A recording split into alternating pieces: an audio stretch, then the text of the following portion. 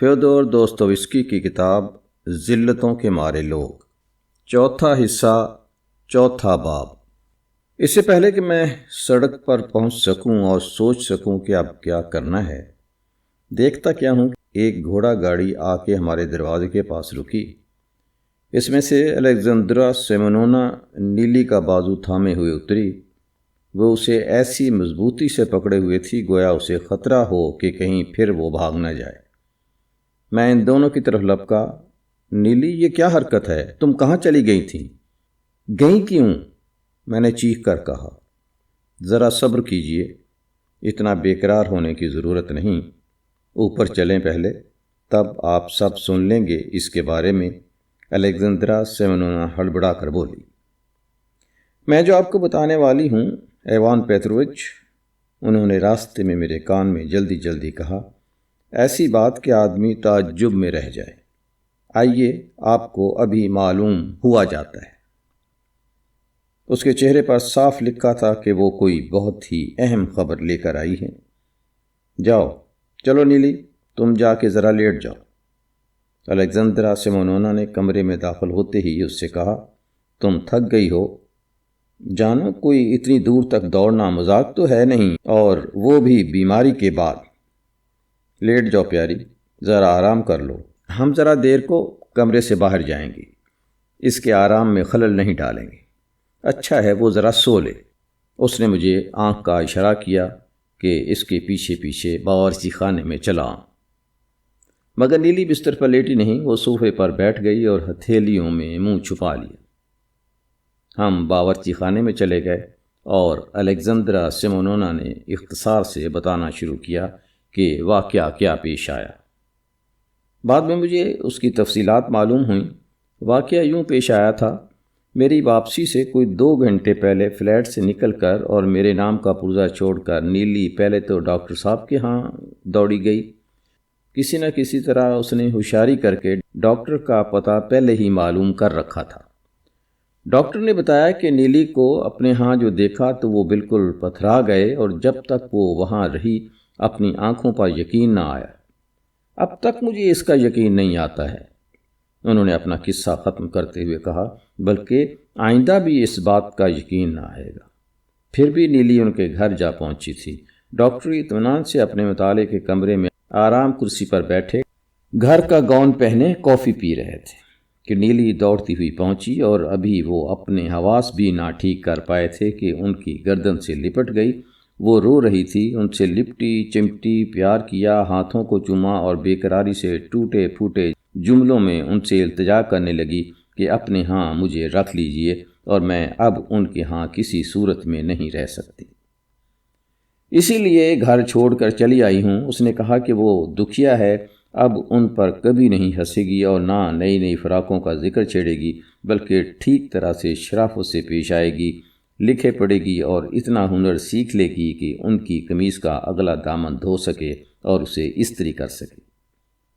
معلوم ہوتا ہے کہ نیلی نے اپنا بیان یا تو راستے میں ذہن نشین کر لیا ہوگا یا پہلے ہی سے تیار کر رکھا ہوگا، اور اس کے علاوہ یہ بھی وعدہ کرتی ہے کہ وہ ان کا ہر ایک حکم بجا لائے گی، اور اگر یہی منشا ہو تو روزانہ دوا پیا کرے گی، اور پہلے جو ان سے شادی کرنے کی بات کیا کرتی تھی وہ محض ایک مذاق تھا، اس کا ایسا کوئی ارادہ نہیں ہے۔ بیچارہ بوڑھا جرمن ایسا سکتے میں پڑا کہ منہ کھولے اور ہاتھ اوپر کو اٹھائے بیٹھا رہا، اور اس کے ہاتھ میں جو سگار تھا وہ سلک سلک کر ختم ہو گیا۔ صاحبزادی، آخر ڈاکٹر صاحب نے بمشکل قوت گویا سے کام لیتے ہوئے کہا، جہاں تک میں تمہاری بات سمجھ سکا ہوں، تمہاری خواہش یہ ہے کہ اپنے گھر میں تمہیں کوئی مناسب جگہ دے دوں، مگر یہ ناممکن ہے، کیونکہ جیسا کہ تم پر ظاہر ہے میں بہت تنگی میں ہوں اور میری آمدنی معقول نہیں ہے، اور پھر بے سوچے سمجھے اس طرح ایک دم سے ایسی حرکت کر ڈالنا نہایت واہیات بات ہے، اور پھر یہ بھی ہے کہ جہاں تک میرا قیاس ہے تم گھر سے بھاگ کر آئی ہو، یہ قابل ملامت ہے۔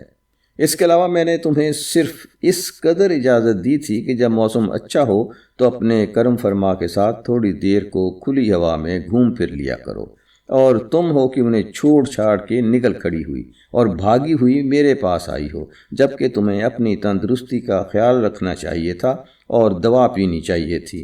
اور پھر اصل بات یہ ہے، دراصل یہ کہ میری کچھ سمجھ میں نہیں آ رہا ہے۔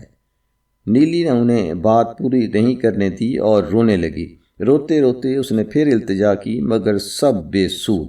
بڑے میاں اور بھی زیادہ حواس باختہ ہوتے گئے اور سوچ سمجھ ان کا ساتھ چھوڑتی چلی گئی۔ آخر میں نیلی نے ان کو چھوڑا اور اف خدایا کی صدا لگا کر کمرے سے نکل بھاگی۔ اس روز تمام دن میری طبیعت خراب رہی، بڑے میاں نے قصہ سناتے ہوئے آخر میں کہا، اور میں نے رات کو سونے سے پہلے جوشاندہ پیا۔ وہاں سے نیلی دوڑی ہوئی مسلو بیوف کے ہاں پہنچی۔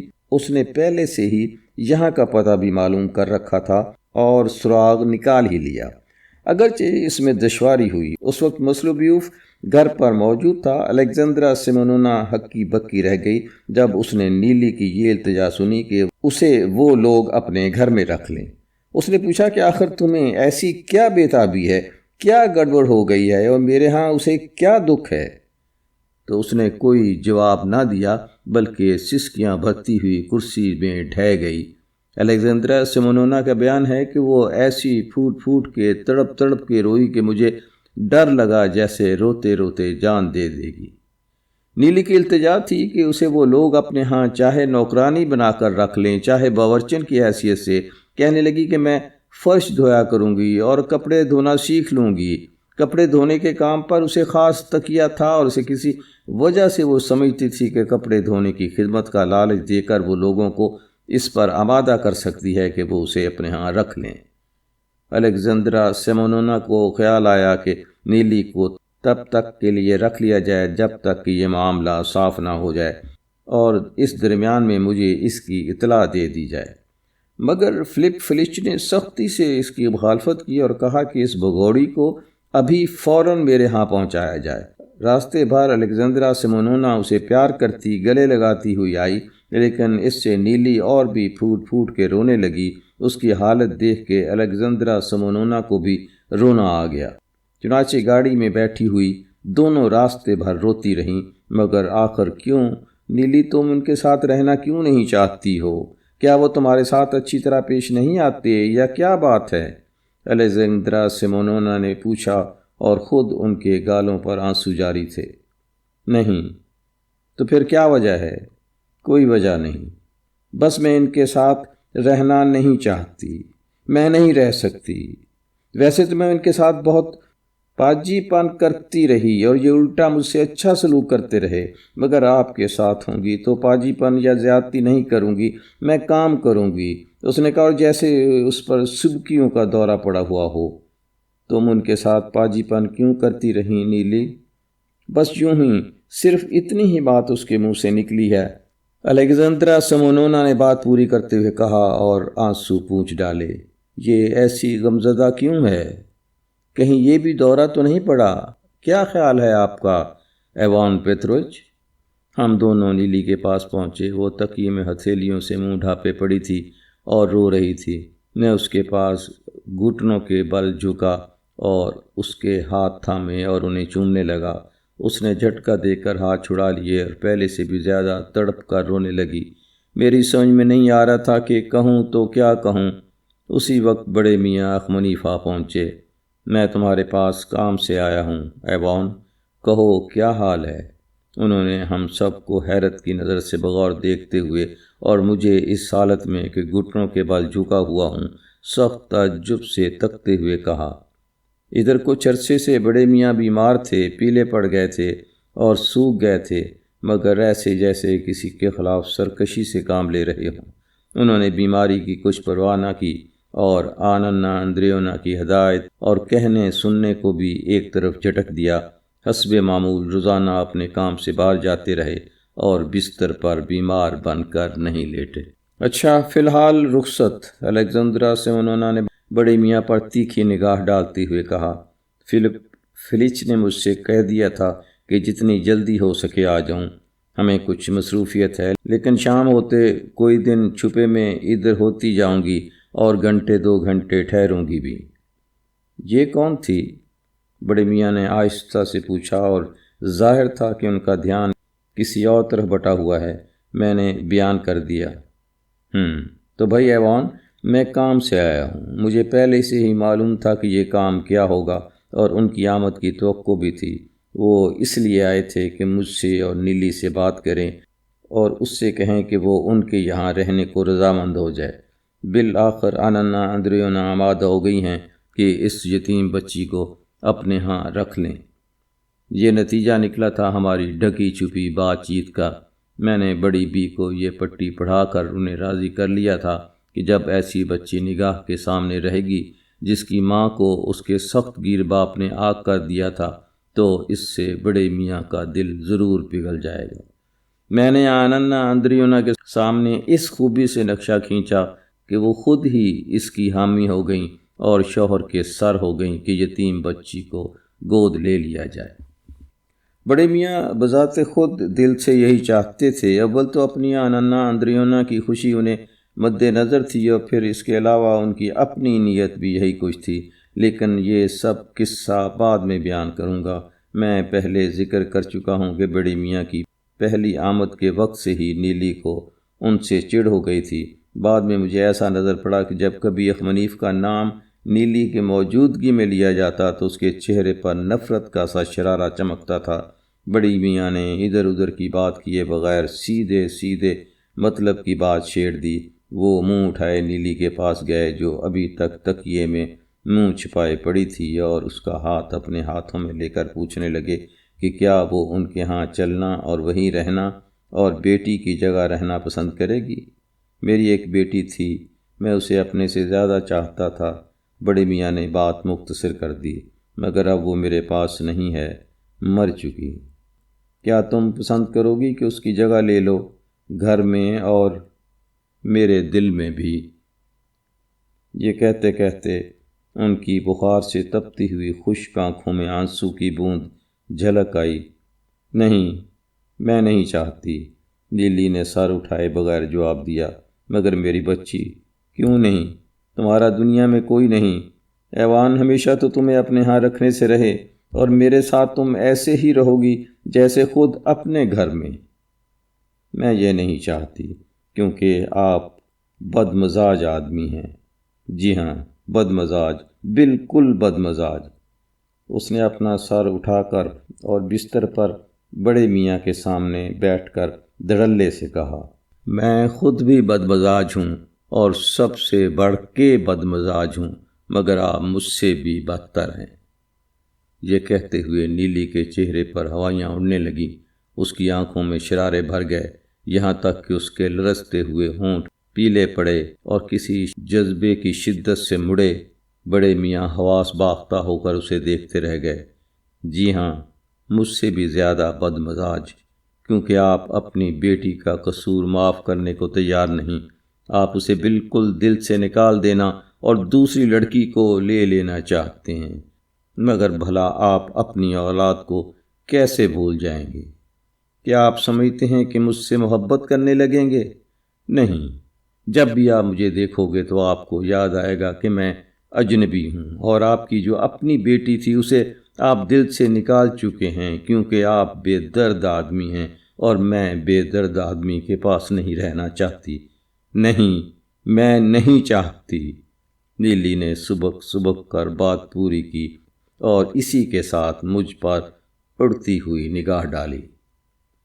پرسوں ایسٹر کا تہوار ہے، سب ایک دوسرے کو پیار کریں گے، گلے لگائیں گے، جھگڑے قصے چکائیں گے اور خطا قصور معاف کرائے جائیں گے، مجھے خبر ہے۔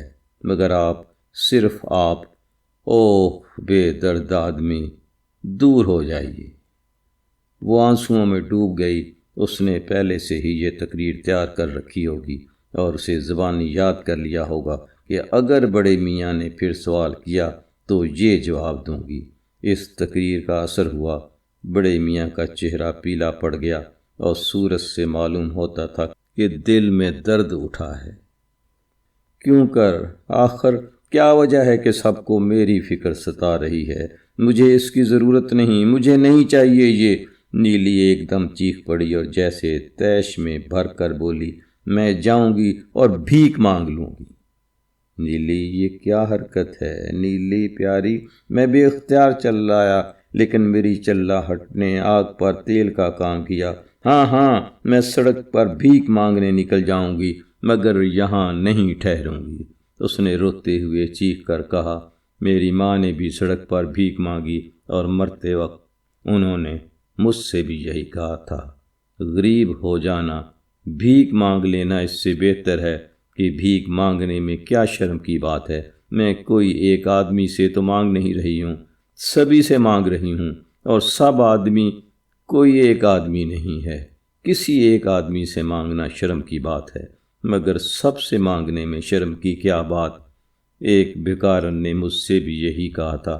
میں بچی ہوں، روپیہ کمانے کی میرے پاس کوئی سبیل نہیں ہے، اس لیے سب سے بھیک مانگتی ہوں۔ میں یہاں ٹھہروں گی نہیں، ہرگز نہیں ٹھہروں گی، ہرگز نہیں۔ میں بد مزاج ہوں، ہاں ہوں بد مزاج، بڑی بد مزاج۔ لو، میں ایسی ہوں۔ ایک دم نیلی نے میز پر سے پیالی مضبوطی سے پکڑ کر اٹھائی اور فرش پر پٹک دی۔ یہ لیجئے، ٹوٹ گئی۔ تو اس نے میری طرف اکڑ کر فتح مندی سے دیکھتے ہوئے کہا، بس 2 ہی پیالیاں ہیں گھر میں، اب دوسری کو بھی توڑ ڈالوں گی، پھر دیکھوں گی آپ چائے کیسے پیئیں گے۔ معلوم ہوتا تھا کہ وہ طیش کی گرفت میں ہے اور گویا اسی غیظ و غضب میں اسے لطف آ رہا ہے۔ ایسا تھا کہ خود اسے احساس تو ہے کہ یہ حرکت شرمناک اور بیہودہ ہے، مگر اسی کے ساتھ خود کو اور زیادہ توڑ پھوڑ پر اکسا رہی ہے۔ بیمار ہے یہ لڑکی وانیہ، بس اتنی بات ہے، بڑے میاں اخمنیف نے کہا، یا یہ کہ میری کچھ سمجھ میں نہیں آ رہا کہ آخر یہ ہے کس قسم کی لڑکی۔ اچھا، رخصت۔ انہوں نے ٹوپی اٹھائی اور مجھ سے ہاتھ ملایا۔ وہ مردہ سے لگ رہے تھے۔ نیلی نے بہت بری طرح ان کی توہین کی تھی۔ میرے اندر ہر شے پیچ و تاب کھا رہی تھی۔ تم نے ان کے ساتھ اس قدر زیادتی کیسی کی نیلی؟ جب ہم دونوں رہ گئے تو میں نے چیخ کر کہا، تمہیں شرم نہیں آتی؟ شرم نہیں آتی تمہیں؟ نہیں، تم اچھی لڑکی نہیں ہو، واقعی تم بد ذات ہو۔ اور جیسے میں کھڑا تھا ٹوپی پہنے بغیر، ویسے ہی بڑے میاں کے پیچھے پیچھے لپکا۔ میں چاہتا تھا کہ انہیں بڑے دروازے تک پہنچاؤں اور 2 حرف تسلی کے کہہ دوں۔ جب میں لپکا ہوا زینے کے نیچے پہنچا ہوں تو ایسے لگ رہا تھا جیسے میری آنکھوں کے سامنے نیلی کا چہرہ ہے، جو میری ڈانٹ پھٹکار سے بہت بری طرح سفید پڑ گیا ہے۔ میں نے دوڑ کر بڑے میاں کو جا لیا۔ بیچاری لڑکی ستائی ہوئی ہے اور خود اس کے بہت دکھ درد ہیں، میری بات کا یقین کرنا ایوان۔ اور میں اس سے اپنا دکھڑا لے کر بیٹھ گیا۔ انہوں نے تلخ مسکراہٹ کے ساتھ کہا، میں نے اس کا زخم دکھا دیا۔ لوگ کہتے ہیں کہ پیٹ بھرا آدمی بھوکے کو نہیں سمجھ سکتا، میں کہوں گا کہ بھوکا بھی ہمیشہ بھوکے کی نہیں سمجھ پاتا۔ اچھا، رخصت، خدا حافظ۔ میں نے ان کی تسکین کی خاطر کوئی اور بات چھیڑ ہی دی، مگر بڑی میاں نے انکار میں ہاتھ ہلا دیا۔ تم مجھے تسلی دینے کی کوشش نہ کرو، بہتر ہے کہ اس پر نظر رکھو کہ وہ تمہاری لڑکی تمہیں چھوڑ کر کہیں بھاگ نہ لے۔ دیکھنے میں لگتا ہے کہ وہ بھاگ جائے گی، انہوں نے ذرا خفگی سے کہا، اور جلدی جلدی قدم بڑھاتے ہوئے چل دیے۔ جاتے ہوئے وہ اپنی چھڑی گھما رہے تھے اور اسے فٹ پاتھ پر پٹک رہے تھے۔ ان کو گمان بھی نہ تھا کہ یہ کوئی پیغمبرانہ پیش گوئی نکلے گی۔ مجھ پر کیا گزری ہے۔ جب اپنے کمرے میں واپس آ کر پھٹی پھٹی آنکھوں سے میں نے دیکھا کہ نیلی وہاں سے چمپت ہو چکی تھی۔ میں دروازے کے باہر گیا، سیڑھیوں پر اس کی تلاش کی، آوازیں دیں، یہاں تک کہ پڑوسی کے دروازے کھٹکھٹائے اور ان سے نیلی کے بارے میں پوچھا، مگر بے سود۔ یقین نہیں آ رہا تھا کہ وہ پھر بھاگ گئی۔ آخر کدھر سے بھاگ سکتی تھی؟ صرف ایک ہی تو پھاٹک تھا۔ جب میں بڑے میاں سے بات کر رہا تھا تو اسے ناگزیر طور پر ہم لوگوں کے برابر سے کھسک کر جانا تھا، لیکن تھوڑی دیر میں یہ بات سمجھ میں آ گئی کہ پہلے وہ گھر سے نکل کر زینے پر کہیں چھپ گئی ہوگی، اور جب میں واپس آ گیا تو وہاں سے کھسک گئی تاکہ میرا سامنا نہ ہو جائے۔ بہرحال کچھ بھی ہو، اتنی دیر میں بہت دور جانے سے رہی۔ سخت فکر و تردد میں مبتلا میں اس کی تلاش میں پھر نکلا اور جان بوجھ کر کمرہ کھلا چھوڑ دیا۔ اول تو میں سیدھا مصلوبیوف کے ہاں پہنچا، وہاں دونوں میں سے کوئی موجود نہ تھا، یہاں تک اس نے ایک پرزہ چھوڑا اور لکھ دیا کہ ایسی ایسی مصیبت پھر آ پڑی ہے، اور التجا کی کہ اگر نیلی آپ کے ہاں آ جائے تو فوراً ہی مجھے اس کی خبر کرا دیجیے۔ یہاں سے ڈاکٹر کے گھر گیا، وہ بھی گھر پر موجود نہ تھے۔ نوکرانی نے بتایا کہ نیلی یہاں صرف ایک ہی بار آئی تھی، صبح کے وقت۔ اب کیا کروں؟ میں سیدھا ببنوا کے مکان کی طرف روانہ ہو گیا۔ وہاں پہنچ کر مجھے کفن دفن کرنے والے کی بیوی کی زبانی پتہ چلا کہ مالکہ مکان کو 2 دن سے کسی بنا پر پولیس نے حوالات میں رکھا ہے، اور اس خاص واقعے کے دن سے آج تک نیلی کو یہاں پھر کبھی نہیں دیکھا گیا۔ تھکا ماندہ بے دم ہو کر میں پھر مصلوبیوف کے ہاں پہنچا۔ یہاں وہی صورت باقی تھی، گھر میں کوئی نہیں آیا تھا اور نہ خود مالک مکان واپس آئے تھے۔ میز پر میرا پرزہ جوں کا توں دھرا تھا۔ اب کیا کروں؟ جب میں رات گئے اپنے گھر کی طرف واپس آ رہا تھا تو غم سے ادموا ہو چکا تھا۔ مجھے اس روز شام کے وقت نتاشا کے ہاں جانا چاہیے تھا، اس نے خود صبح کو مجھ سے کہا تھا، لیکن سارا دن ہو گیا اور میرے منہ میں ایک دانہ بھی نہیں گیا تھا۔ نیلی کی فکر نے ساری روح کو کھولا رکھا تھا۔ اس کے معنی کیا ہیں؟ اس کے معنی کیا ہیں؟ میں نے اپنے جی میں سوچا، یہ کہیں اس کی بیماری کوئی عجیب رنگ تو نہیں لے آئی؟ کہیں یہ تو نہیں کہ وہ پاگل ہو گئی ہو، یا ممکن ہے پاگل ہوتی جا رہی ہو؟ توبہ ہے، اب ہوگی کہاں وہ، کس جگہ تلاش کروں؟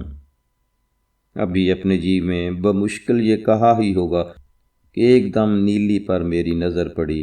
وہ واسل فسکی کے پل پر مجھ سے چند قدم دور موجود تھی، وہاں بجلی کے کھمبے کے نیچے کھڑی تھی۔ اس نے مجھے نہیں دیکھا، اس کی طرف دوڑنے کو قدم اٹھانے ہی والا تھا کہ میں نے ضبط سے کام لیا۔ بھلا یہاں کھڑی ہوئی کیا کرتی ہے یہ؟ میں نے سوچا، اور اب یقین تھا کہ اگر وہ بھاگی بھی تو مجھ سے بھاگ نہیں سکتی۔ میں نے طے کیا کہ ٹھہر کر ذرا دیکھوں تو 10 سے 1 منٹ گزرے ہوں گے کہ وہ وہیں ایک جگہ جمی رہی اور آتے جاتوں کو دیکھتی رہی۔ آخر ایک خوش پوش عمر رسیدہ جنٹل مین اس کے نزدیک سے گزرنے لگا تو نیلی اس کی طرف بڑھی۔ اس شخص نے رکے بغیر جیب میں ہاتھ ڈالا اور کچھ نکال کر اسے دے دیا۔ نیلی نے شکریہ میں سر جھکایا۔ میں بیان نہیں کر سکتا اس لمحے میری کیا حالت ہوئی ہے۔ دل محسوس کر رہ گیا، جیسے کوئی قیمتی شے جسے میں نے اتنا عزیز رکھا ہو، اتنا چاہا ہو، وہ مجھے اتنی پیاری ہو، اسے اٹھا کر پھینک دیا گیا اور کیچڑ میں عین میری نظر کے سامنے پیروں سے کچلا گیا ہو۔ مجھے محسوس ہوا کہ آنکھوں سے آنسو رواں ہیں۔ جی ہاں، بیچاری نیلی کے حال پر آنسو، اگرچہ اسی کے ساتھ مجھے ناقابل برداشت نفرت بھی محسوس ہو رہی تھی کہ وہ مجبوری سے بھیک نہیں مانگ رہی ہے، اس لیے نہیں کہ اس سے کسی نے منہ موڑ لیا ہو اور اسے اپنے حال پر چھوڑ دیا ہو۔ وہ بے درد ظالموں کے پنجے سے نکل کر نہیں بھاگی تھی، بلکہ ان کو چھوڑ کر بھاگی تھی جو اس سے محبت کرتے تھے اور اس کی قدر کرتے تھے۔ ایسا لگ رہا تھا جیسے وہ اپنے کارناموں میں سے کسی کو حیرت زدہ کر دینا یا جھنجھوڑ دینا چاہتی ہو، جیسے وہ کسی کے آگے دکھاوا کر رہی ہو، مگر اس کے سینے کے اندر کوئی پوشیدہ چیز پک رہی تھی۔ ہاں، تو منیف نے ٹھیک کہا تھا، اس کے ساتھ زیادتیاں ہوئی ہیں۔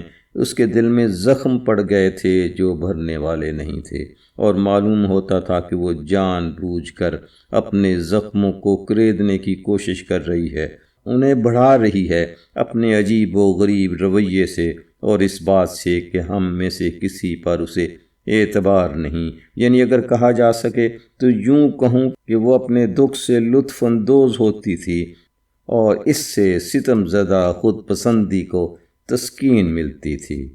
اپنے دکھ کو کریدنا، اسے تازہ کرنا اور اس سے لطف لینا ایسی بات ہے جسے میں سمجھ سکتا ہوں۔ بہت سے ایسے لوگ جن کی تذلیل کی گئی ہے، جن پر زیادتیاں کی گئیں، جنہیں قسمت نے ستایا اور جو دل میں مانتے ہیں کہ تقدیر نے ہمارے ساتھ زیادتی کی، انصاف نہیں کیا، انہیں اپنی اذیتوں کو بڑھانے میں لطف آتا ہے۔ مگر ہماری طرف سے کون سی زیادتی ہوئی تھی جس کی نیلی شکایت کر سکتی؟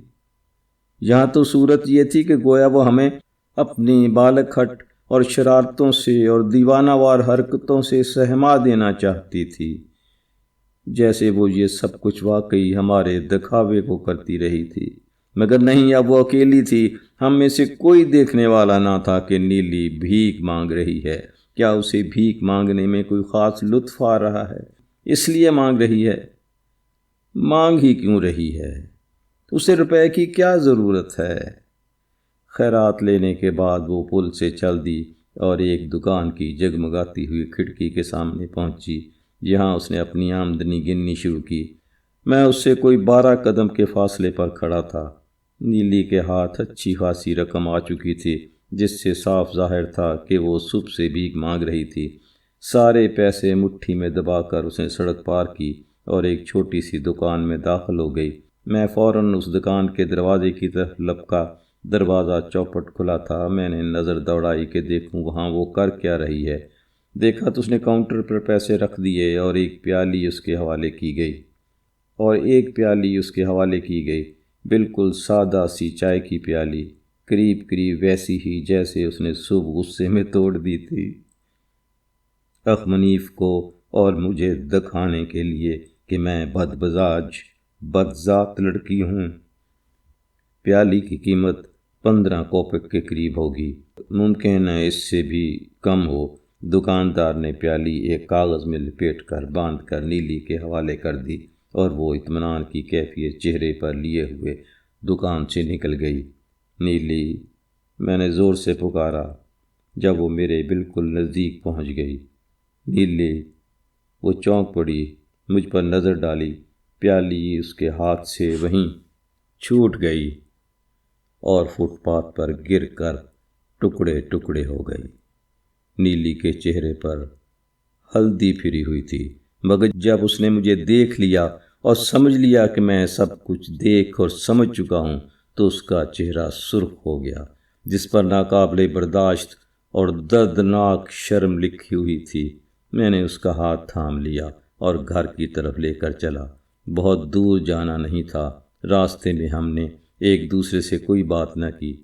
گھر پہنچ کر میں تو بیٹھ گیا اور نیلی میرے سامنے کھڑی رہی، ادھیڑ بن اور پریشانی میں مبتلا، پہلے کی طرح زرد پڑی ہوئی، آنکھیں زمین پر گڑی ہوئیں۔ اس نے نگاہ اٹھا کر مجھے دیکھا تک نہیں۔ نیلی، تم بھیک مانگ رہی تھی؟ جی ہاں، نیلی نے گویا زیر لب کہا اور اس کا سر اور بھی جھک گیا۔ تمہیں روپے کی اس لیے ضرورت تھی کہ بدلے کی پیالی خرید سکو جیسی تم نے صبح توڑی تھی؟ جی ہاں، مگر میں نے کیا تمہیں برا بھلا کہا تھا؟ کیا پیالی پر تمہیں ڈانٹا پھٹکارا تھا؟ نیلی، تم خود دیکھ سکتی ہو کہ تمہاری اس حرکت میں کس قدر گری ہوئی بات، کتنی بدذاتی پائی جاتی ہے۔ کیا یہ ٹھیک ہے؟ تمہیں شرم نہیں آتی اس پر؟ نہیں آتی کیا؟ آتی ہے، اس نے ایسی نحیف آواز میں کہا جو بمشکل سنائی دیتی تھی اور گالوں پر ایک آنسو بہہ نکلا۔ شرم کی بات، میں نے دہرایا۔ نیلی میری عزیز، اگر میں نے تمہارے ساتھ کوئی زیادتی کی ہے تو مجھے معاف کر دو اور آؤ ہم پھر مل جائیں۔ اس نے میری طرف دیکھا، آنکھوں سے آنسو بل پڑے اور وہ دوڑ کر میرے سینے سے چمٹ گئی۔ عین اسی لمحے الیگزندرا سمونونا ہمارے ہاں پہنچی۔ یہ کیا؟ گھر پر موجود ہے یہ تو؟ پھر او نیلی، یہ سب کیا ہو رہا ہے؟ خیر، اچھا ہوا کہ وہ گھر پر تو موجود ہے۔ ایوان پتروچ، آپ کو نیلی کہاں سے ملی؟ میں نے اشارہ سے الیگزندرا سمونونا کو منع کر دیا کہ وہ پوچھ گچھ نہ کرے، اور وہ میری بات سمجھ گئیں۔ میں پیار کے ساتھ نیلی سے رخصت ہوا اور ابھی تک پھوٹ پھوٹ کر رو رہی تھی، اور رحم دل الیگزندرا سمونونا کو اس پر راضی کیا کہ وہ جب تک میں باہر ہو کر آؤں وہ نیلی کے پاس ٹھہری رہیں۔ دوڑا ہوا میں نتاشا کی طرف روانہ ہوا۔ دیر ہو گئی تھی، اس لیے مجھے جلدی تھی۔ اس رات ہماری قسمت کا فیصلہ ہونا تھا۔ نتاشا کو اور مجھے بہت سی باتیں کرنی تھیں، تاہم نیلی کے بارے میں مختصر لفظوں میں جتنی تفصیلات تھیں میں نے نتاشا کو سنا دیں۔ اس قصے سے اسے بڑی دلچسپی ہوئی اور بہت حیرانی بھی۔ جانتے ہو کیا بات ہے وانیا؟ نتاشا نے لمحہ بھر سوچ کر کہا۔